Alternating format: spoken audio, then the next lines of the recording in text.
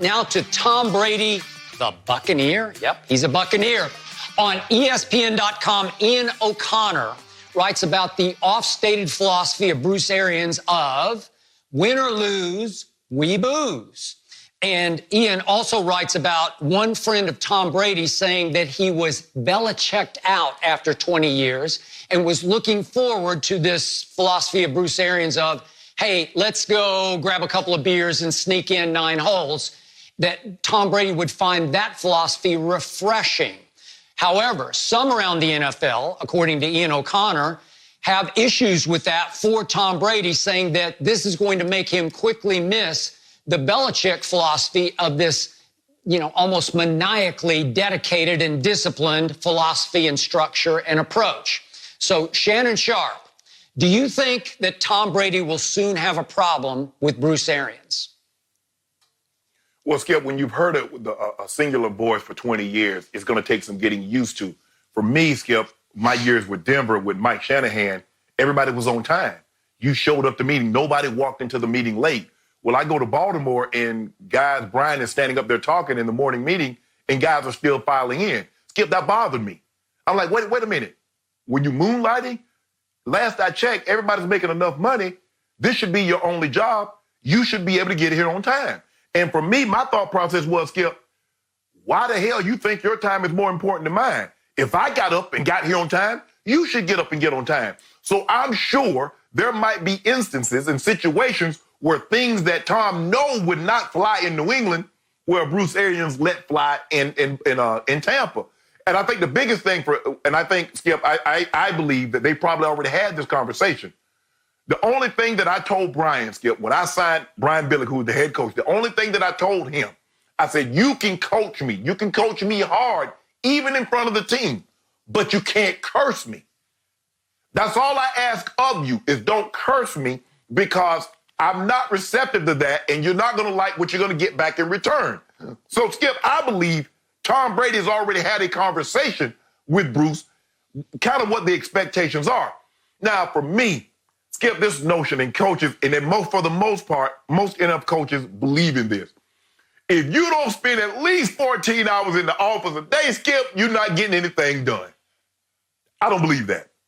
I believe that if I can get my work done, if I'm watching tape, and I watch it a couple of times, Skip, I'll go back and I look at it like, okay, I see a tendency here, such and such and so on.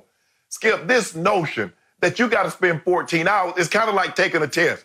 They say, well, okay, you got to have 2 hours to finish this test. Skip, if I finish the test in an hour, why am I just going to sit there just because they gave me 2 hours? If I finish the test, I'm going to get up, turn it in, and I'm leaving. If you've done your work, Skip, how much tape can you watch? If you've done your work, go home. You ain't fooling nobody. But the objective is to work smarter, not harder. So I think Tom is going to watch film how he watches film. Now, he might, just because, Bruce beats him out of there, because, Coach, he never beat Coach Belichick out of the office. It's hard for me to believe that he beat Coach Belichick in the office. Well, that might turn around, and that might rub Tom the wrong way. Okay, all great points, and I loved your anecdote about your first meeting in Baltimore when guys are drifting in late, and you're like, this won't fly. That was great, yeah. And I've always said that you and Ray are 2 of the all-time greatest leaders, and I think that even you, beyond Ray, helped reset that culture in Baltimore that year that you won, obviously, your 3rd ring in 3 tries in the NFL. But if we look back at the whole thought process behind Tom Brady choosing out of the blue, out of left field, in the shock of shocks, the Tampa Bay Buccaneers, I believe one of the reasons was that he knows Bruce Arians, he knows his style is hang loose, and he wanted to go in with the biggest challenge anybody could ever undertake. A coach who has only won 1 playoff game in his career, and that's Bruce Arians. He's 1-2 in the playoffs. Remember, Bruce did win 2 rings with Pittsburgh. One was when he was the wide receivers coach. That's when they beat Seattle in the Super Bowl. Second one, they beat Arizona in the Super Bowl, and he was the offensive coordinator. But Bruce, as a head coach, has one playoff win. It was that Saturday night, you might remember, at Arizona against Aaron Rodgers in that wild shootout game. So I believe Tom Brady said, I believe I can teach Bruce almost as much as he can teach me. I can teach Bruce about how to redefine a culture. And Bruce said the first day, the main reason we wanted Tom Brady was for what he could do in our locker room. Not so much on the field, because we all know what Tom can do on the field and in the huddle, but in the locker room. So I believe that Tom looked at this as his greatest challenge, because obviously Tampa Bay, the Buccaneers, have been the worst franchise in all of sports with a winning percentage of .387. He said, I'm going to take that team to the Super Bowl this year, because the Super Bowl is going to be played in Tampa. No home team has ever played in a home stadium Super Bowl. So Brady's saying, aha, I got a shot there. And remember, Brady, according to the Ian O'Connor story, said to them in the, over the video, I guess they were just on the phone probably, when they first talked on that first Wednesday when it was officially free agency, he said, Tom said to them, I think we've got something here. We've got a chance to be very special. And they were shocked at how much homework Tom had already done on everything, including how good the Todd Bowles defense was down the stretch over the last 6 or 7 games. They went 4-2 in their last 6 games. And Todd Bowles' defense started to come to life and was having to overcome, as Tom saw in the film, a whole lot of turnovers, 35 total turnovers, 12 more than any other quarterback in the NFL, courtesy of Jameis Winston, that kept putting the defense in hole after hole after hole, the worst inherited field position in all of football last year. So Tom is saying, okay, I'll reset that culture. I'll rebuild it. I'll show Bruce some things, and he can teach me some things. But remember, the great Tom Moore, who coached Peyton in Indy, is also there, and he's very disciplined.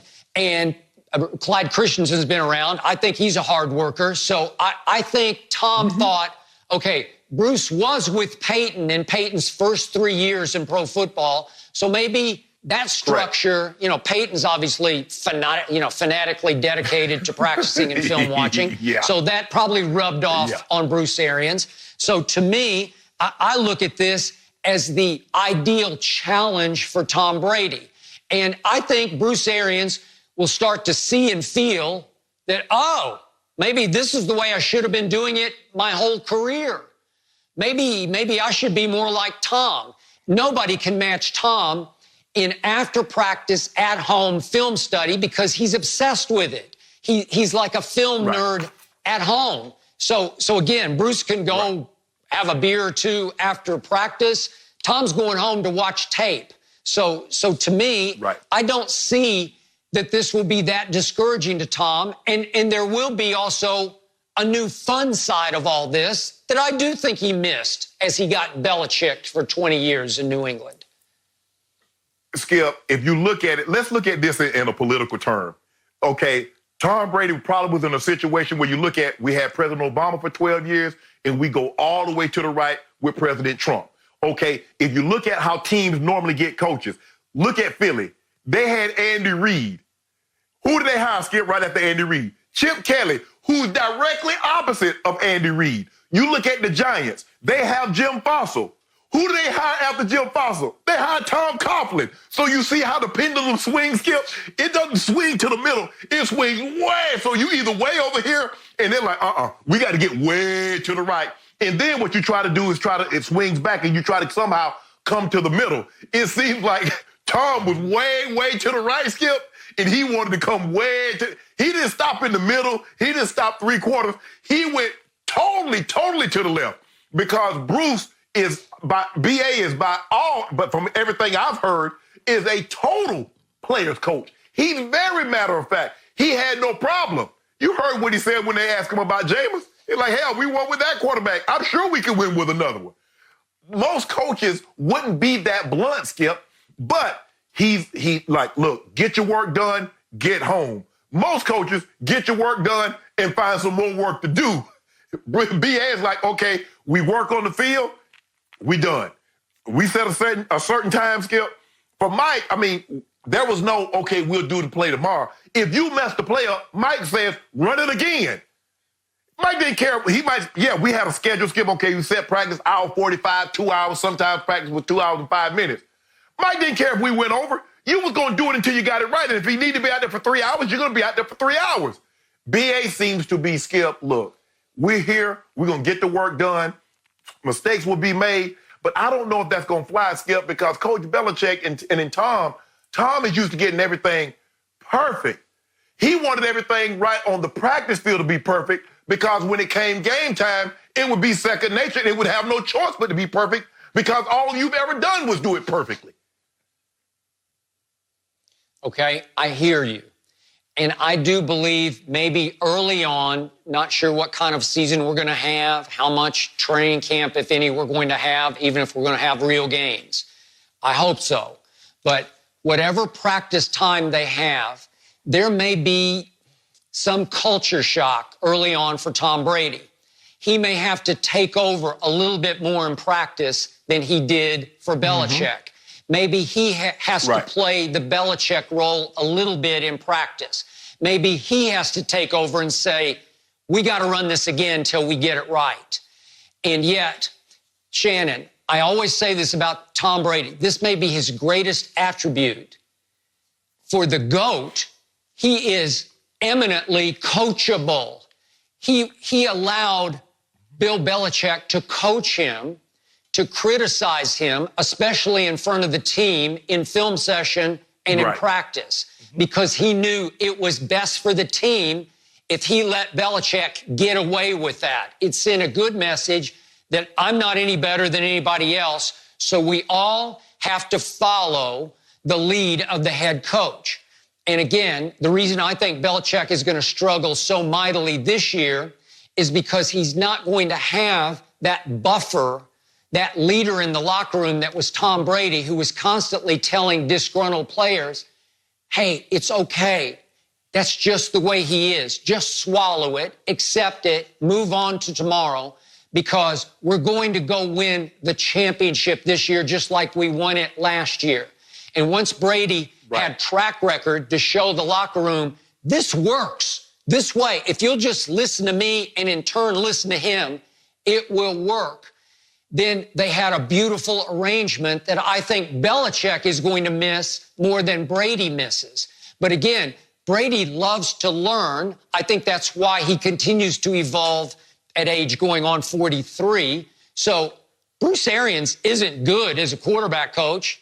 He's great. As you know, Peyton Manning, Ben, Andrew Luck, Carson Palmer, he is the quarterback whisperer. So Brady knows that he can sponge up a lot of little new details from Bruce Arians. And obviously, as I say, the great Tom Moore and even Clyde Christensen. It's a great triumvirate of quarterback knowledge that he's going to get to work with in Tampa. That's another reason he chose out of nowhere the Buccaneers. It's because of those three guys. But I still say Arians will learn from Tom. This is the way you have to run a practice. This is the way you have to discipline the football team and your structure and your own life if we're going to go win a Super Bowl here in Tampa. So I love the choice that Tom made, and I do not think this will be a problem after maybe the first couple of practices. Well, Skip, it's so different because everything, from meeting times, when we start meetings, is special teams after practice meetings, or are they before practice? Skip, I remember in Baltimore, it would be snowing outside. It was cold. Brian would approach it just like a game. He would have heated seats on the sidelines. He said, because come Sunday, you're going to have heated seats. So while the defense was up, the offense would be on the sideline on heated seats. I'm like, man, I'm thinking to myself, Skip, Mike Shanahan, when I was in Denver, would have never done that. It could have been 25 below. You standing up there shivering, waiting for your turn to get into the game. It's little things like that. Skip, we would drop a couple of passes. We did everything in 10-play sequence. So offense would go 10, defense would go 10. So we would get to play like 7 or 8. And there might have been 2 or 3 drops. And we've repeated that. Mike would look down at his sheet, start that you-know-what from the top. I'm like, bro, we got like one more play and we done. It's the defense. That's how he was. I believe that's what Tom and Skip, when you spend 20 years somewhere, somehow, it's hard to all of a sudden, okay, no, Skip. He got up for 20 years, going the same direction, leaving his house pretty much at the same time, probably parking in the same parking spot, probably entering the same, speaking to the same people every day. So it's going to be different. But I think it's something that he's going to welcome, Skip, because like I said, I think everybody agree that Tom, they had gotten on each other's nerve. They said there's a million nerves in the human body. And Coach Belichick and Tom Brady had gotten on each one, all of them. Tom had gotten on Bill's million nerves, and Bill had gotten on Tom's million nerves. So it was just basically time for them to part ways. And I hope Tom is happy because it seems they've found an ideal landing spot offensively. Skip, he's loaded. It's everything that he needs. Hopefully they can shore up the offensive line, protect him up in the middle. But this had to happen, and we knew it was going to happen. You and I have been talking about this since we first learned of the first trade that didn't go down. And I told you, I said, Skip, it's not going to end well. I said, the greater you are, the more pride you have. And I tried to tell, well, Shannon, you're not in the locker room. I've been in the locker room, and I've been in the locker room, Skip, with a lot of guys that's been great, from Ray Lewis to John Elway to Jonathan Ogden, Rod Woodson, the prideful men. And something like that happens when you are as accomplished as that, and you want to move on to seemingly what many thought was a no one, that man ain't gonna forget that, Skip. I try to tell people, I say, Tom ain't forgetting that. Y'all let that golly gee whiz Tom fool you if you want to. That is a very prideful man.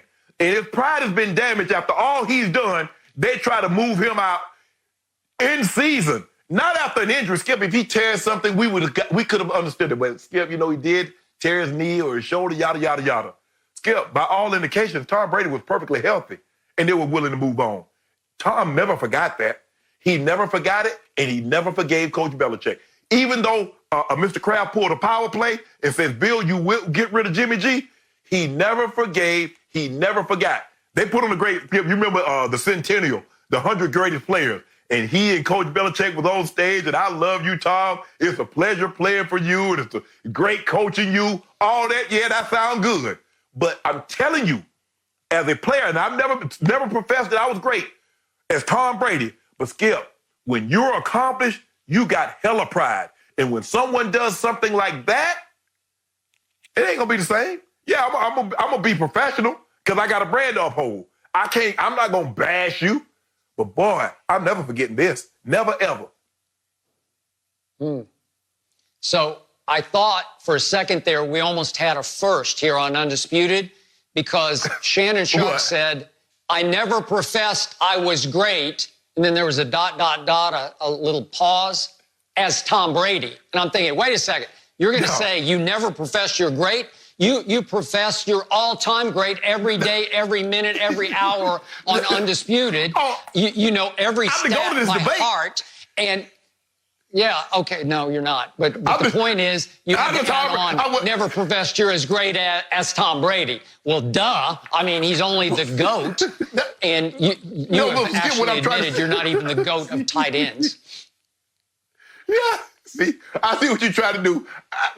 What I try to do is provide context. Yes, I was a good player. Okay, borderline great player, whatever you want to say. But I'm saying the greater the player, the more accomplished the player is, the more pride that he has. And you do that for a guy that's won Super Bowls, that's been MVP, that at the time, Skip, he was in the discussion for the GOAT. And obviously, when he's won 2 more Super Bowls and people say, okay, he's the GOAT. Coach Belichick said, I don't care. I'm trying to move on. I want Jimmy G as my quarterback. And you don't think you don't think that's going to bruise that man's ego. I got it. So now we have the all-time greatest race to the next Super Bowl between Belichick and Brady. And in Tampa Bay, Brady is saying, watch what I can do with the Buccaneers and Bruce Arians. Win or lose, we booze, Bruce. And up in Foxborough, it sure appears that Bill Belichick is saying, watch what I can do with Jared Stidham and next to nothing in free agency. I'll take exactly what we had last year when everybody said Tom didn't have enough help, and I'll take the kid quarterback we got in the 4th round, and I'm going to show you. And apparently my man Shannon here thinks that Belichick's going to win out next year because we already have 5 cases of Diet Mountain Dew bet on records. I say that Tom Brady in Tampa will have a better record than Belichick in New England next year. And I'll give you a chance to back out right now if you'd like to back out of that bet. Nope. And Bill, I trust. Nope. And Bill, I trust. Now, I don't want to hear, Skip, I don't want to hear no excuses. I don't want to hear no excuses. If this thing goes sideways with Tampa, don't blame Bruce Arians. Don't blame the defense. Don't blame nobody. Nope. And if this thing goes south in New England, as I think it will, I don't want to hear he gets a pass because he's rebuilding next year. Okay, fair enough. Thank you for watching. You can subscribe here to get the latest from the show, and be sure to check out more of the best clips from Undisputed, or go watch a few other segments from our other shows on FS1.